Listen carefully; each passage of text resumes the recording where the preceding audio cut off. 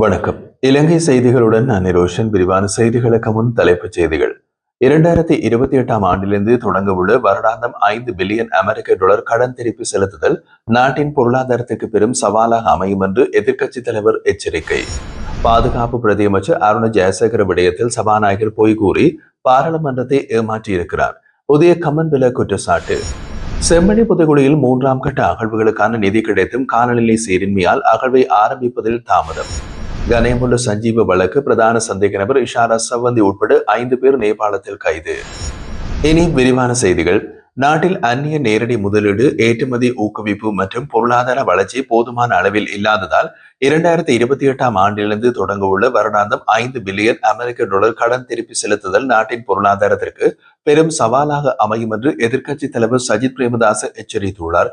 மதுகம நகரசபை கேட்போர் கூடத்தில் இடம்பெற்றிருந்த பொதுக்கூட்டத்தில் உரையாற்றிய அவர், பொருளாதார நெருக்கடி மீண்டும் ஏற்படாமல் இருக்க அரசு உடனடியாக நீடித்த மற்றும் தெளிவான பொருளாதார திட்டம் ஒன்றை நடைமுறைப்படுத்த வேண்டும் என்று வலியுறுத்தினார். நாட்டின் வறுமை தற்போது 50% எட்டியுள்ளது. மக்களின் கைகளில் புழங்கும் பணம் குறைந்து நுகர்வு, முதலீடு, உற்பத்தி, ஏற்றுமதி, சேமிப்பு அனைத்தும் வீழ்ச்சியடைந்துள்ளன. இந்த நிலையில் வருடாந்தம் 5 பில்லியன் டாலர் கடனை திருப்பி செலுத்த வேண்டிய கட்டாயம் ஏற்படுகிறது என்று அவர் குறிப்பிட்டார். வெளிநாட்டு கையிருப்பு உயர்மட்டத்தில் இல்லையெனில் கடன் திருப்பி செலுத்துதல் கடினமாகும். அதற்கு குறைந்தது 5% பொருளாதார வளர்ச்சி தேவை. ஆனால் தற்போது அந்நிய முதலீடுகள் குறைந்து நாட்டில் பொருளாதார வளர்ச்சி நின்று போயுள்ளது. இதனால் 2028ஆம் ஆண்டில் மீண்டும் நாடு வங்குரோத்து நிலைக்கு தள்ளப்படலாம். சஜித் பிரேமதாச மேலும் சுட்டிக்காட்டியது, நுண், சிறிய மற்றும் நடுத்தர தொழில் முனைவோர்கள் கடன் சுமையினால் தங்களது சொத்துக்களை இழக்கும் அபாயத்தில் உள்ளனர். ஜனாதிபதி, பொது தேர்தல் மற்றும் உள்ளூராட்சி மன்ற தேர்தல்களை முன்னிட்டு ஏலங்கள் தற்காலிகமாக நிறுத்தப்பட்டிருந்ததாலும் கடன்கள் மறுசீரமைக்கப்படவில்லை என்று அவர் குற்றம் சாட்டினார். இந்த ஆண்டு டிசம்பர் 31ஆம் தேதிக்குள் கடன் செலுத்த முடியாவிட்டால் தொழில் உரிமையாளர்கள் தங்களது சொத்துக்களை இழப்பர். இதன் விளைவாக பொருளாதாரம் மேலும் சிதைந்துவிடும் என்றும் எச்சரித்துள்ளார். அரசாங்கத்திடம் பொருளாதாரத்தை மீட்டெடுக்கும் தொலைநூறு பார்வை இல்லை என்றும், சர்வதேச நாணய நிதியம் கூட இலங்கைக்கு கிடைக்க வேண்டிய அந்நிய முதலீடுகளில் 3/2 பங்கு குறையும் என்றும் எச்சரித்துள்ளது. இந்த இலக்குகள் அடைய முடியாவிட்டால் நாடு மீண்டும் 2022 போல ஒரு பொருளாதார வீழ்ச்சியினை சந்திக்கும். சஜித் பிரேமதாச பாராளுமன்றத்தில் 2028ஆம் ஆண்டுக்கான கடன் திருப்பி செலுத்துதல், பொருளாதார வளர்ச்சிகள் இலக்கு மற்றும் அந்நிய முதலீடுகள் குறித்த கேள்விகளை எழுப்பியிருந்தாலும் இதுவரை அரசாங்கம் எந்த பதிலும் அளிக்கவில்லை என்றும் தெரிவித்திருந்தார். அரசாங்கம் பதிலளிக்காமல் கால அவகாசம் கோருவது அவர்களிடம் தீர்வு இல்லை என்பதற்கான சான்றாகும். தெளிவான திட்டமும் திறமையான குழுவும் இல்லாததால் நாடு தள்ளாடி வருகின்றது என்று எதிர்க்கட்சித் தலைவர் சஜித் பிரேமதாச கடுமையாக விமர்சித்துள்ளார். நாட்டின் சபாநாயகர் பொய்கூறி பாராளுமன்றத்தை ஏமாற்றியுள்ளதாக பிவித்துருகேல உரிமையவின் தலைவர் உதய கமன்பில குற்றச்சாட்டு ஒன்றை முன்வைத்துள்ளார்.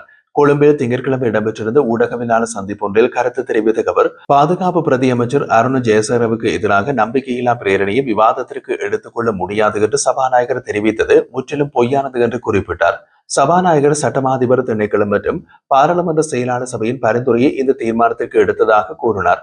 ஆனால் இரு அறிக்கைகளிலும் அது எங்கும் குறிப்பிடப்படவில்லை. மாறாக விவாதம் நடத்த முடியும் என்றே கூறப்பட்டுள்ளது என்று கமன்பில விளக்கம் அளித்தார்.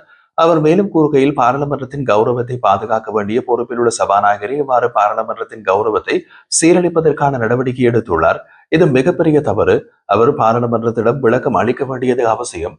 உயிர்த்த ஞாயிறு தாக்குதல்கள் குறித்த விசாரணை தொடர்பாக எதிர்க்கட்சியினரால் பிரதி பாதுகாப்பு அமைச்சர் அருண் ஜெயசேகரவுக்கு எதிராக நம்பிக்கையில்லா பிரேரணை சமர்ப்பிக்கப்பட்டது.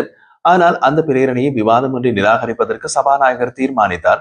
சபாநாயகர் பிரதி அமைச்சர்களுக்கு பொறுப்புகள் ஒப்படைக்கப்படவில்லை என்பதால் அவர்களுக்கு எதிராக நம்பிக்கையில்லா பிரேரணை சமர்ப்பிக்க இயலாது என்று கூறியிருந்தாலும், ஜனாதிபதி நாட்டில் இல்லாத போது அருண் ஜெயசேகர பதில் பாதுகாப்பு அமைச்சராக கடமையாற்றியிருப்பதால் அந்த தர்க்கம் செல்லாது என்று எதிர்க்கட்சிகள் வாதிட்டன. சபாநாயகர் சட்டமா அதிபரின் பதிலை தவறாக பயன்படுத்தியுள்ள அதே நேரம் பாராளுமன்ற செயலாளர் சபையின் பரிந்துரைகளையும் மாற்றியுள்ளார். இதன் மூலம் அவர் பாராளுமன்றத்தை ஏமாற்றியுள்ளமை அரசியல் ஒழுக்கத்திற்கும் ஜனநாயக மரபுக்கும் எதிரானது. சட்டமா அதிபர் உயிர்த்த ஞாயிறு தாக்குதல் தொடர்பான விசாரணைகள் நடைபெற்று வருவதால் அந்த விவகாரத்தை பற்றிய விவாதம் நடத்த முடியாது என்று மட்டுமே குறிப்பிட்டுள்ளார்.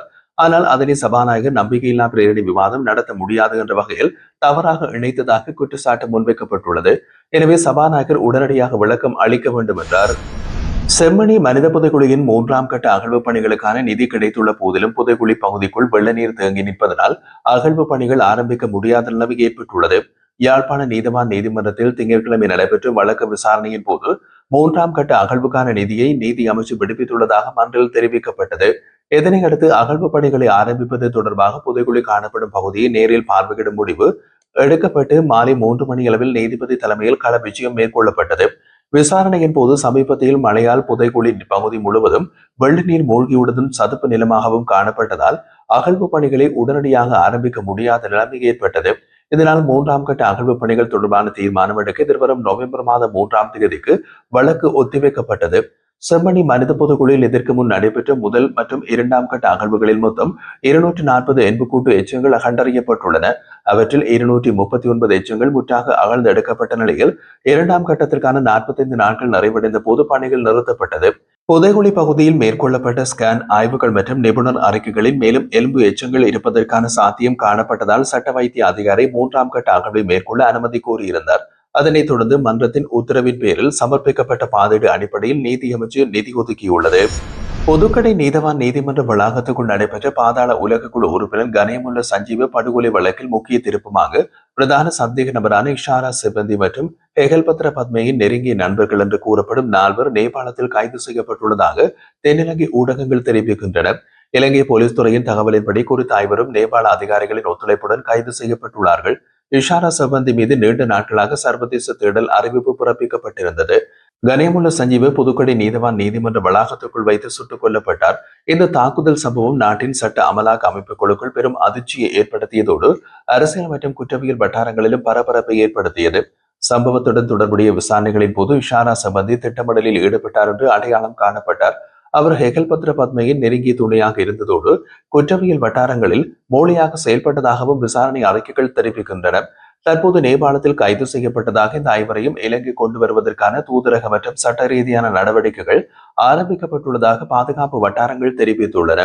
போலீஸ் தலைமையகம் கணேமுல்ல சஞ்சீவ கொலை வழக்கில் இது முக்கிய முன்னேற்றமாகும் எனவும் கைது செய்யப்பட்டவர்களின் வாக்குமூலங்கள் வழக்கின் பின்னணியை வெளிக்கொண்டு வரும் என்றும் தெரிவித்துள்ளது. இலங்கைக்கு வருகை தரும் அனைத்து வெளிநாட்டு பயணிகளும் நாட்டிற்கு வருவதற்கு முன் மின்னணு பயண அங்கீகாரம் பெற்றிருக்க வேண்டும் என்று குடிவரவு மற்றும் குடியகல்வு திணைக்களம் அறிவித்துள்ளது. இந்த விதிமுறை நாளை அக்டோபர் 15 முதல் அமலுக்கு வரும் என்று அதிகாரப்பூர்வ தகவல்கள் தெரிவிக்கின்றன. முன்னதாக இலங்கைக்கு வந்தபின் இலவச சுற்றுலா விசாவுக்கு தகுதி பெற்றிருந்த நாடுகளின் குடிமக்களும் இனி பயணத்துக்கு முன்பாகவே ETA அனுமதியினை பெற வேண்டியிருக்கும். இது இலங்கைக்கு வருகை தரும் அனைத்து சுற்றுலா பயணிகள், வணிக பயணிகள் மற்றும் குறுகிய கால வருகையாளர்களுக்கும் பொருந்தும். ETA விண்ணப்பத்தை இலங்கை அரசின் அதிகாரப்பூர்வ இணையதளத்தின் மூலம் ஆன்லைனில் சமர்ப்பிக்கலாம். விண்ணப்பம் அங்கீகரிக்கப்பட்ட பிறகே பயணிகள் இலங்கைக்கு நுழைய அனுமதிக்கப்படுவர்.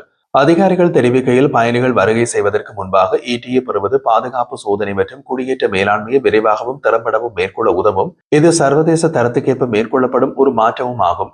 இதற்கிடையில் அமெரிக்கா தனது இலங்கை பயண ஆலோசனையை புதுப்பித்துள்ளது. அமெரிக்க வெளியுறவுத்துறை இலங்கை பற்றிய பயண ஆலோசனையை 2ஆம் கட்ட எச்சரிக்கை நிலையின் கீழ் புதுப்பித்துள்ளதாகவும் புதிய எச்சரிக்கையில் அமைதியின்மை, பயங்கரவாதம் மற்றும் வெடிப்பொருட்கள் தொடர்பான அபாயங்கள் குறித்த தகவல்கள் சேர்க்கப்பட்டுள்ளதாகவும் தெரிவித்துள்ளது. அமெரிக்க வெளியுறவுத்துறை வெளியிட்ட அறிக்கையில் இலங்கையில் சில பகுதிகளில் அரசியல் ஆர்ப்பாட்டங்கள், சாலை தடைகள் மற்றும் திடீர் போராட்டங்கள் ஏற்பட வாய்ப்பு உள்ளது. பயணிகள் அவ்வாறான சூழ்நிலைகளில் எச்சரிக்கையுடன் நடந்து கொள்ள வேண்டும் என்று குறிப்பிடப்பட்டுள்ளது. அதனைத் தொடர்ந்து அமெரிக்க பிரஜைகள் இலங்கையில் தங்கும் போது உள்ளூர் அதிகாரிகளின் வழிகாட்டுதல்களை பின்பற்றவும், அரசியல் கூட்டங்கள் அல்லது பெரும் மக்கள் திரள்கள் கூடும் இடங்களை தவிர்க்கவும் அறிவுறுத்தப்பட்டுள்ளார்கள். இந்த நிலையில் இலங்கையின் புதிய ETA நடைமுறையும் அமெரிக்காவின் புதுப்பிக்கப்பட்ட பயண ஆலோசனையும் வெளிநாட்டு பயணிகளின் கவனத்தை ஈர்த்துள்ளது. அதிகாரிகள் இந்த நடவடிக்கைகளை பாதுகாப்பை உறுதி செய்து சுற்றுலாத்துறையை ஒழுங்குபடுத்தும் நோக்கில் மேற்கொள்ளப்படுவதாக தெரிவித்துள்ளனர்.